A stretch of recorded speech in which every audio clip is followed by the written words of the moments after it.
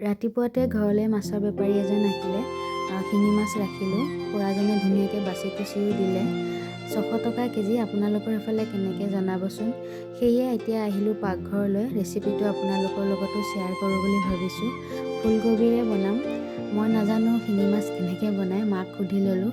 তাৰপাছত মায়ে যেনেকৈ ক'লে তেনেকৈয়ে বনালোঁ। মায়ে কিন্তু ফুলকবি দিবলৈ কোৱা নাছিল, কিন্তু মই দিলোঁ কাৰণ আলু দিয়া নাই কাৰণে। এতিয়া মাছখিনি ধুনীয়াকৈ মই ভাজি লৈছোঁ। দেখিছেনে ৰংচুৱা হৈ গৈছে। এতিয়া তাৰ কাৰণে মই বিলাহী, পিঁয়াজ, জলকীয়া, আদা, নহৰু থেতালিও ল'লোঁ। এতিয়া পিঁয়াজখিনি মই দি দিছোঁ তেলত।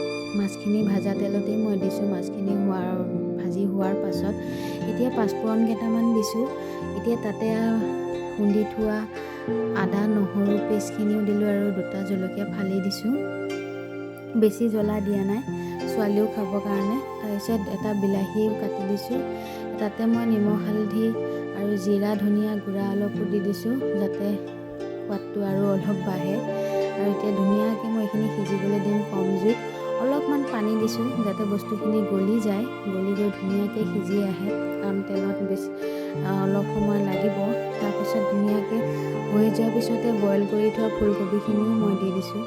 ফুলকবিখিনি 70% মান কুক হৈয়ে গৈছিলে, সেয়ে মই দি দিলোঁ। এতিয়া মই ইয়াত গৰম পানী ব্যৱহাৰ কৰিছোঁ, উতলা গৰম পানী। সেয়ে লগে লগে মই এতিয়া ফ্ৰাই কৰি থোৱা মাছকেইটিকো দি দিছোঁ। এতিয়া আজি এনেকৈয়ে বনালোঁ। আপোনালোকে কেনেকৈ বনাই জনাবচোন। মই আজি এনেকৈয়ে বনালোঁ। এতিয়া ইয়াতে অলপমান ইলাইচি আৰু লং থেতেলিয়াই দিছোঁ, সোৱাদটো আৰু অলপ ভাল হ'বৰ কাৰণে। এইখিনি উতলিবলৈ দিম ধুনীয়াকৈ। দেখিছেনে কি ধুনীয়াকৈ হৈ গৈছে। আজি দুপৰীয়া সাজটো এনেকৈয়ে বনালোঁ। কিবা যদি ভুল আছে ক্ষমা কৰি দিব। এতিয়া ইয়াতে ধনিয়া পাত দি দিছোঁ, কেঁচা ধনিয়া। এতিয়া আকৌ অলপমান সিজিবলৈ দিম। এয়া হৈ গ'ল। মই অলপমান উলিয়াই পেলাই চাইছোঁ নিমখ হৈছেনে নাই। ধুনীয়া হৈছে, খাবলৈ সোৱাদ। আজি দুপৰীয়া থালিখন মোৰ এনেকৈয়ে আছিলে।